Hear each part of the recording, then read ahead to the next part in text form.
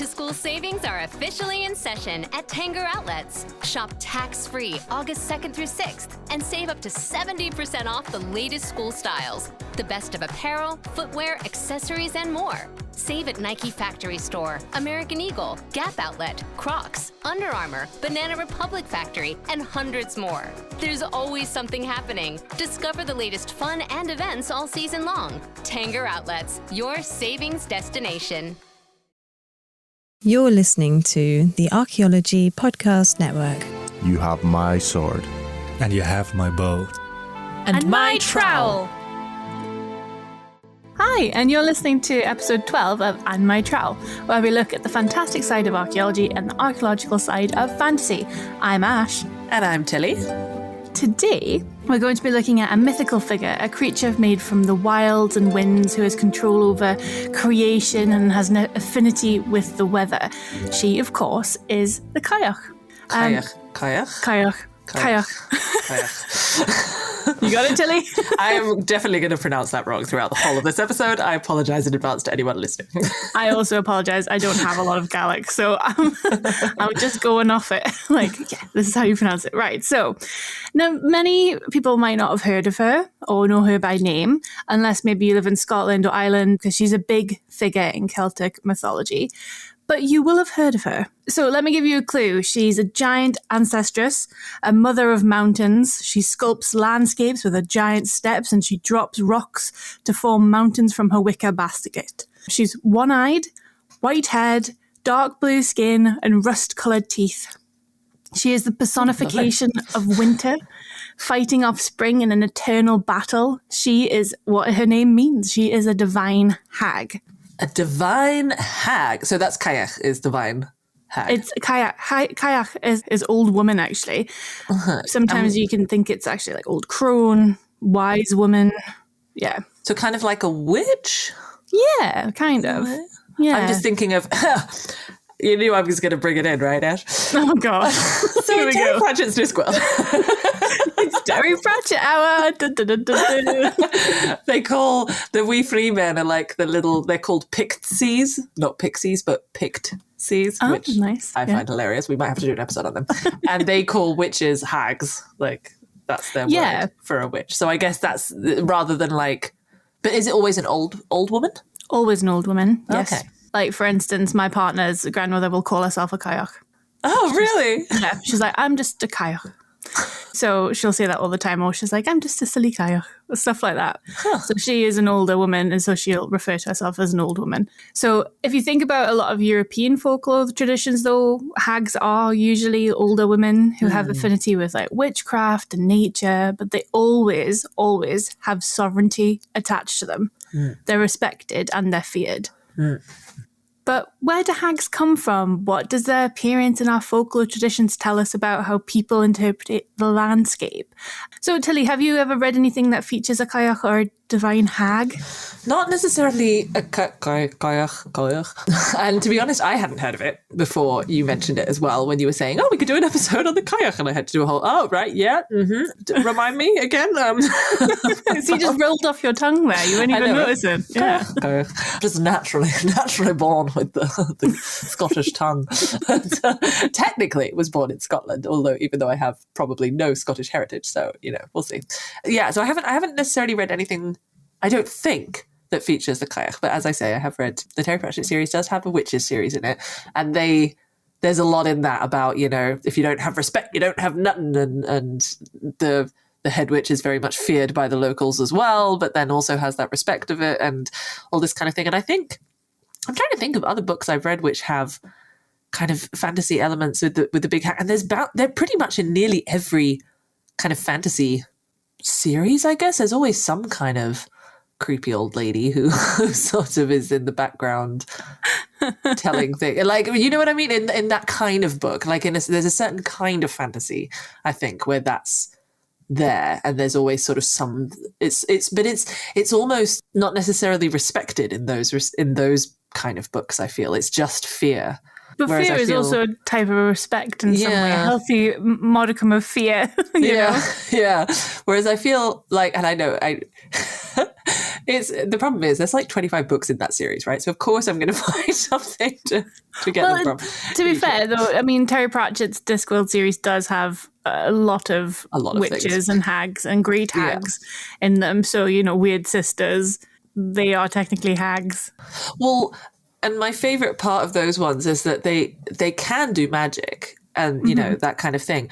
But they don't a lot of the time. It's just, what's the word they use? Headology they use is the word. So it's basically persuading people that they're going to get better. Like, almost like placebo effect, basically. So they give them, agros sucrose or whatever, and it's just like water and sugar, but they take it and they think that it's going to be better. So it's that kind of, because people respect them and know that they will make them better, if they give them something, they're going to make them better. And I think there's some scene somewhere where, the person is like, really? Is that everything? And, it's Granny Weatherwax is going, yes, and you have to lie on a board of oak seasoned over 20 years and, do all this thing to get the... He's going, so the knots will go from my back to the wood. And it's like, Granny hadn't thought of that. That was a good one for later, kind of thing. It's that, the whole aspect of kind of, that mixture of fear and respect. But then... So people don't necessarily like the witches, but they know they're a good thing. So I guess that's similar to the Cailleach. It's sort of that thing. You wouldn't necessarily be like, oh, what a lovely person, but she's necessary. She's very necessary. She creates and sculpts the whole landscape that we live in. She's the whole point of winter and, life, really. Yeah, she creates it. But I think that's an interesting thing, because we look at divine hags, or we look at Cailleachs, and we look at even like Baba Yaga and stuff, these witches, these women, these wise women, and we see them as a negative thing in modern society. But actually, they weren't. It was never a negative thing. So we're getting a bit feminist here. But, of course we are. We're feminists. But, so we see this kind of as a scary thing. A hag is a scary thing. You'll see them kind of characterized, especially in like D&D. They're usually creepy old scary women who have green skin and warts and try to take children and make terrible potions and kind of trick you. But to be fair, the Cailleach has blue skin and rust-coloured teeth. I mean, that's also not exactly... Yeah. It's not. She doesn't have to be attractive. She's a sculptor of mountains, for goodness sake. But but that's how I think it's changed, and that's because of the heavy influence of the patriarchy as well. So these women were highly respected. They were in modern society as well, hags. They're wise women. They're also midwives, doctors, things like that. Any woman that has, some kind of power or knowledge, I guess. Yeah, exactly. But they do relate to their landscape. They always relate to nature. They always relate to the wider world. So do you have a favourite depiction of a Cailleach or a divine hag? I mean, it probably is, to be honest, the Terry Pratchett witches. I think that's the closest that I would come, because indeed it is, and like you say, they relate a lot to the landscape, to the land, to an understanding. Even the first book that they're introduced in, Weird Sisters, and it's all about the kingdom is unhappy with the current king. It's sort of a play on Hamlet. And so it's talking about the landscape and how the animals react, but also the trees and the mountains and everything. And they sort of talk about how all the different growing stages of the different aspects of the landscape and everything, and how that's related, which I think is really interesting, to actually go into that detail of that kind of thing. I'm trying to think if there was is there like a witch a female witch in Lord of the Rings? No. I don't think there is, right? I'm trying to think. I haven't read the Silmarillion and stuff, so I don't know if there is any in the kind of by stories, so to speak. But I'm trying to think, and I feel like in that one, because that would be one where it's always a male figure, kind of being the wise winter, and character, wise winter, landscape, powerful. Yeah. That's very interesting. Which is interesting. Well, in Lord of the Rings, it seems like the Istari, the kind of wizards who include Gandalf and Saruman, Radagast, and the Blue Wizards, they're all men. They don't see, because they have the bodies of men being colloquial for humans. But he did use that word and then referred to it, as men. But it seems that generally, it seems like Tolkien's conceived all the kind of magical beings as male in that sense. So any kind of sovereignty figure that we have, a wise and older person, they're all men in Tolkien. Which is But there interesting, only- right? Because like you say, in folklore, there's a lot about women. Like wizards aren't really a thing in folklore, are they? You get... Not really. I mean, there's definitely magical users who are men. I mean, it doesn't really have a gender to it. I'm thinking of Scottish mythology and Irish mythology. You do have magical users, but you also have magical users who are tricksters, and sometimes they're usually men. Right? Yeah. So they're kind of these like immortal masculine spirits and stuff that you get. And I think maybe he's kind of gone into that a little bit more. But a lot of the kind of folklore mythology that Tolkien uses is interesting because, they're not really... I always think of the blue men and blue wizards, and we have blue men in Scotland, but they're usually associated with the sea. So it's just interesting that you look at these different kinds of magic identities, and then Tolkien's kind of gone a totally different way from it. But that also reflects the time that he's writing in, because he is writing about wars as well. That his whole thing is about World War One, isn't it, and his experiences and stuff. So it will be a very male-dominated frontline kind of a narrative that doesn't necessarily, but also there's only like 2 women. Right? Have you seen that? There's some video about like, I can't remember what it is. It's like, here's a video of all the times that a woman speaks to another woman in the Lord of the Rings films, and you've got like a 2-second clip where that little girl goes, "Where's Mama?" and Eowyn goes, "Shh," and that's it. The end.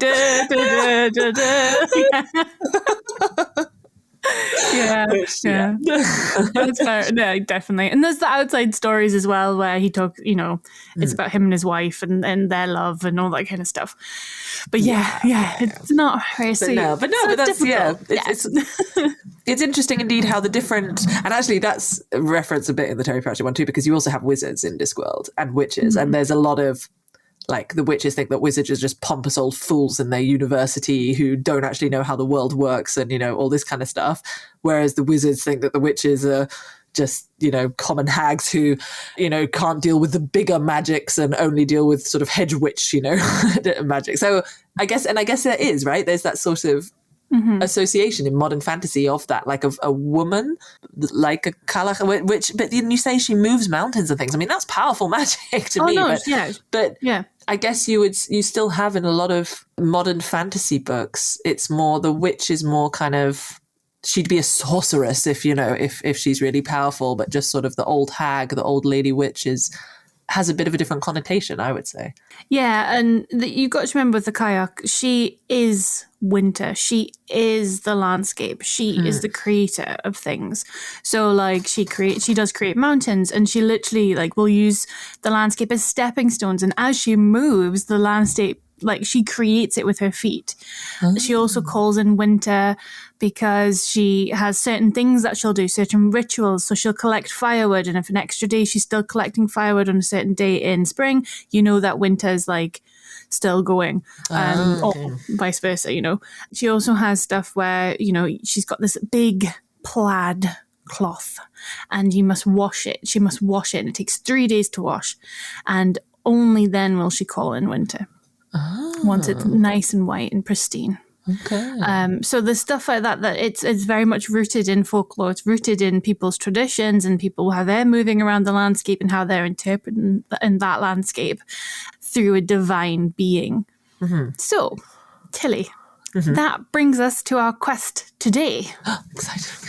So I woke up this morning, foul mood, obviously, feeling extremely cold. I could see my breath crystallizing on the air. I was shivering in my duvet, and I dragged myself out of bed, opened my curtains, and saw that there was a thick layer of frost outside everywhere, covering the back garden.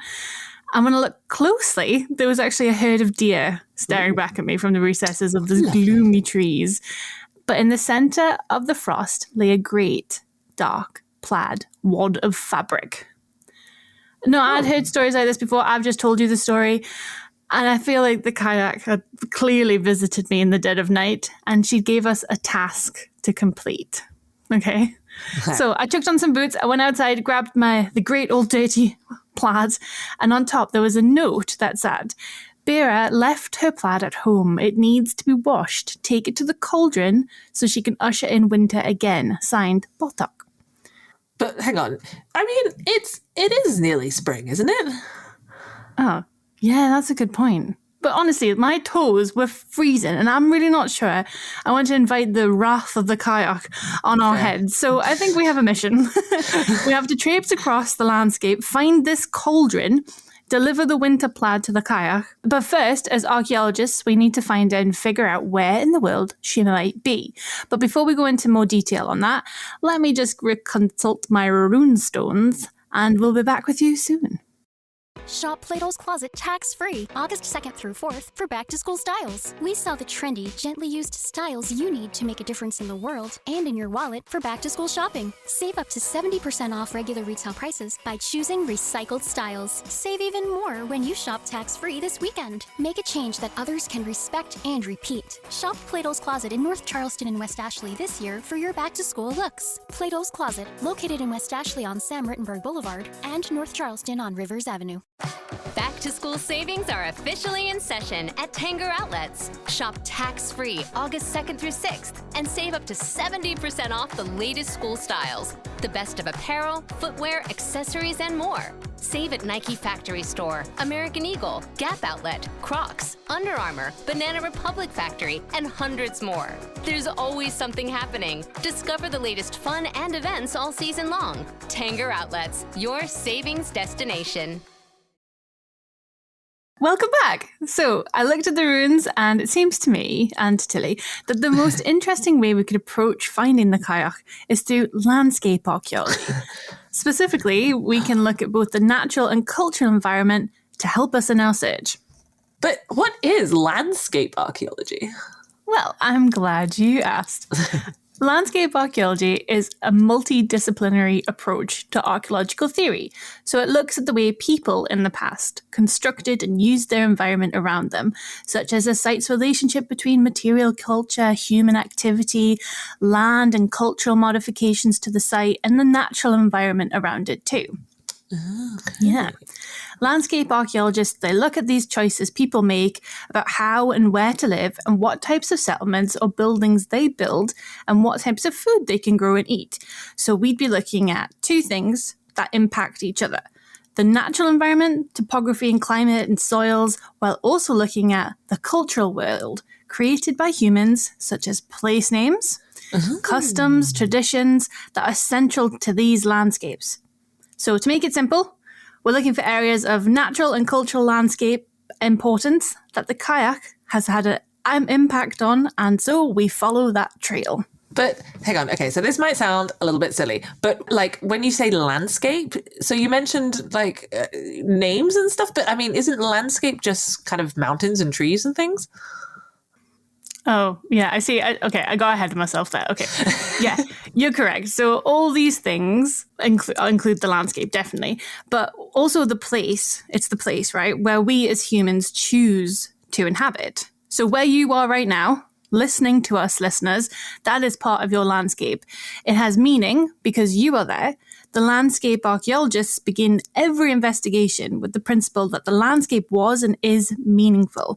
So you have chosen to be there, to build and live there because of the conjunction between nature and culture. That is our landscape. So do you mean like the particular region, so like my street, or would it be like my house or my room? Like how big or how small is it?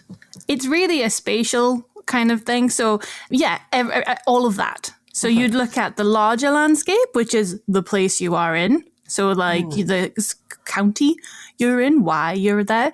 Then you kind of narrow it down and we look at the more spatial aspect of stuff. So why are you in these four walls right now?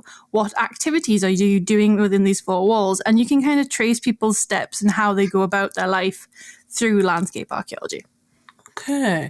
And like, because, so for example, at the moment, I'm living in a house that my husband's grandparents built. Like, so is the landscape, is it also time dependent? Like, would my definition of landscape, this is getting very deep, like, would my definition of landscape be different to their definition of landscape? Or is it only the physical thing? Like, how how linked is it to the people or to the place, if that makes sense? It's intertwined. So yeah, okay. Landscape changes, and that's because society changes, the meaning changes, but it's still meaningful. So why you choose to, live in your landscape is maybe not the same reason why, your Michael's grandparents or why the Neolithic people chose to live there. But they are still both interconnected because you still inhabit that space.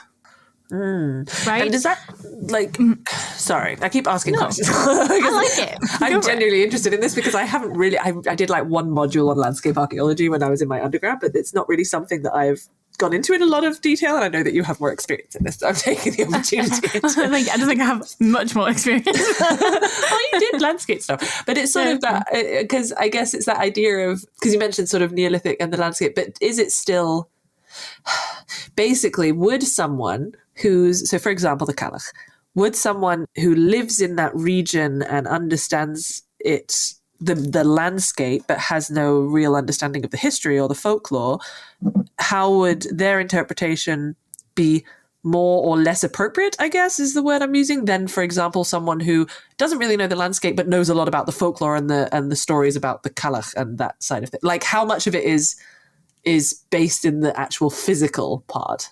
Do you know what I'm trying to say? That might be. Well, I suppose, both are interesting concepts, but if you're living in the physical landscape, you understand it more than when you don't.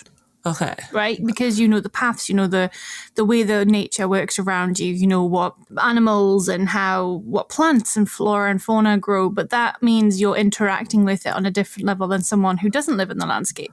So it's kind of similar to, you talk about community building, and when archaeologists go into different communities, we need to have an understanding of that community, and we need the community on our side because they're important, because they live in that landscape. So that's part of landscape archaeology. For someone who knows about the area and has never been, the best thing to do is to do walkovers. So if you're trying to find a site, it's sort of in this area, you're not too sure what you can find. There was activity though, because someone maybe sometime found something like a hammer or something in the landscape. Then what you do is you do like a walkover survey, and you tag any sort of site that you think might be of importance. And that could just literally be a lump in the ground and you think, looks like a stone. But why is it there? There was a line of stones. That looks like a little bit of a dwelling of some kind. So you'd put a tag in it, and then we'd come back and start looking at it and plot these things. And that's how you can start to understand the landscape and how people moved around it. Does that answer your question? It does. Yeah. Cool. So I guess in terms of the Cailleach, it would have to be, we'd need to know about the stories about her, because you mentioned the one thing I could remember from what you mentioned earlier was that she dropped stones to make mountains. So I guess following a mountain range would be a good way to start. Or am I thinking too literally now? No, you are. That's exactly what it is. So place names, right? Mm-hmm. So place names mean that people associate those areas with her. Okay, or with something. So, for example, in Scotland, the Cailleach is often found in Argyll and Bute. Why? Okay. She must like it a lot. I don't know. So you look at Ben Cruachan, the tallest mountain in the region. She is there, right? Mm-hmm. She also created Loch Awe, according to the folklore. So, she was, before anything survived, she was tending sheep. She loves animals.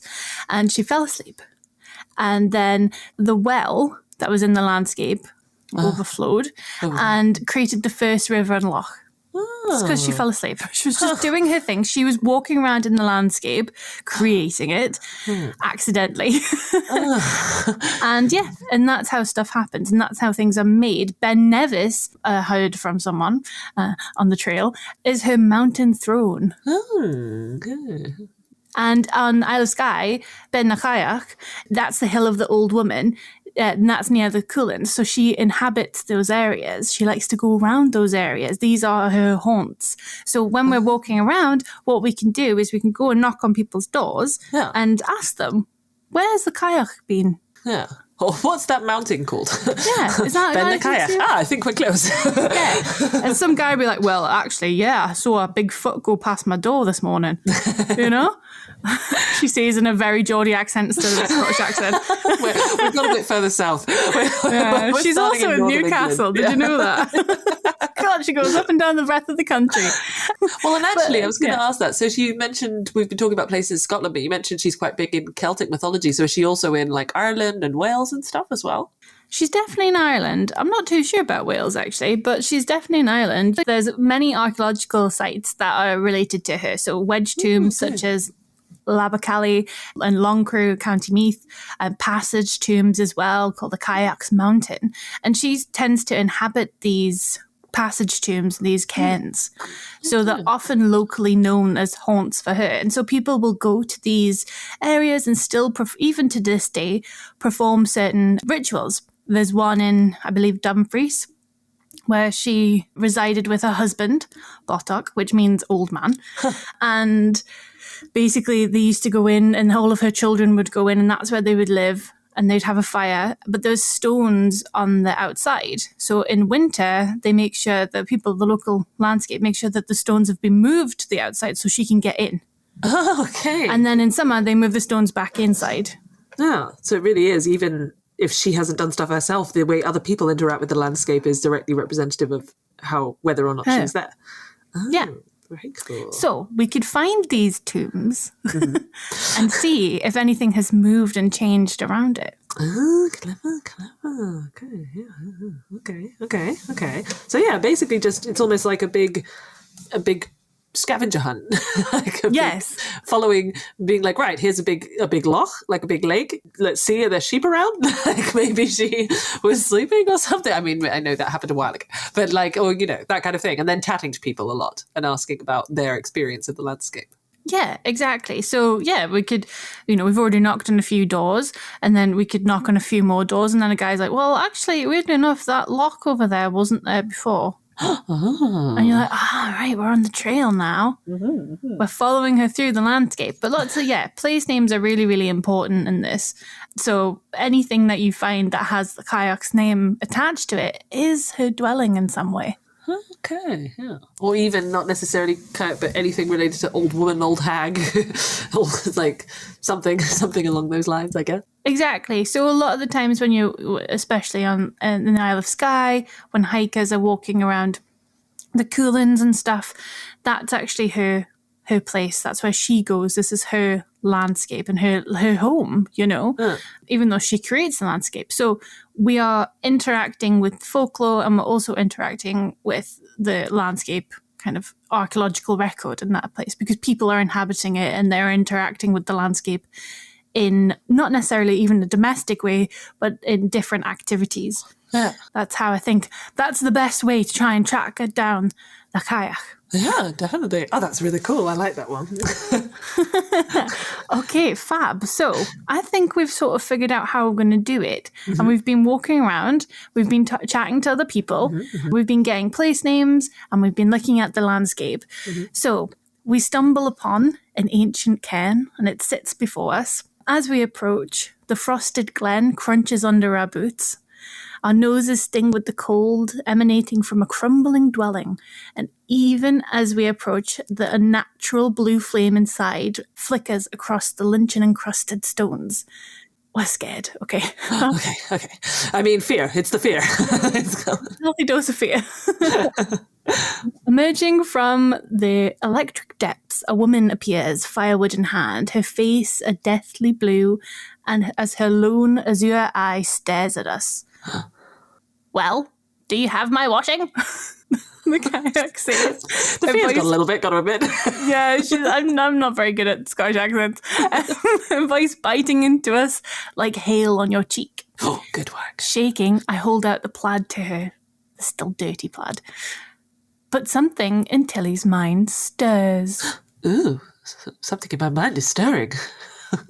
I'm Tilly. I'm going to have to ask you to roll an insight check. Oh, okay. It's a 16. Oh, you've passed the insight check. Whoa. Oh, my goodness. A very low would have been a very short episode otherwise. Yeah. I suddenly have this thought. Hang on, Ash. It's nearly spring, so if you give the Cailleach her winter plaid, she'll wash it and bring in winter again. Oh, the Cailleach grins, caught out. You have passed the old hag's test, fighting against the call of spring she thought to wash the winter plaid again, until it was white as fresh snow, urging in another winter storm. You have successfully thwarted the Cailleach's icy plan. She congratulates you on not being fooled by her or her trickster husband Botok, and gifts you a piece of her firewood.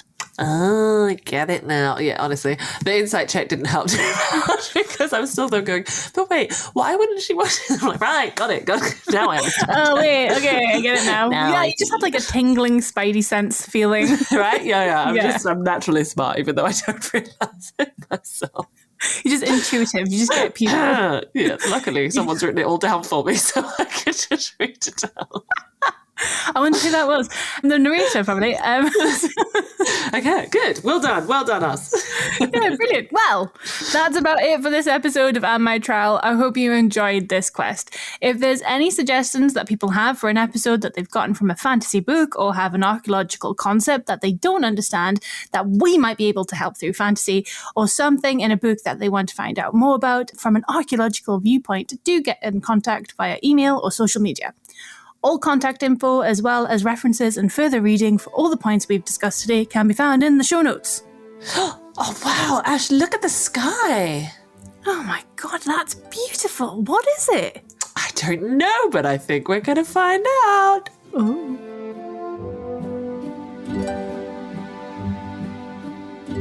This episode was produced by Chris Webster from his RV traveling the United States, Tristan Boyle in Scotland, DigTech LLC, Culturo Media, and the Archaeology Podcast Network, and was edited by Rachel Roden. This has been a presentation of the Archaeology Podcast Network. Visit us on the web for show notes and other podcasts at www.archpodnet.com. Contact us at chris@archaeologypodcastnetwork.com.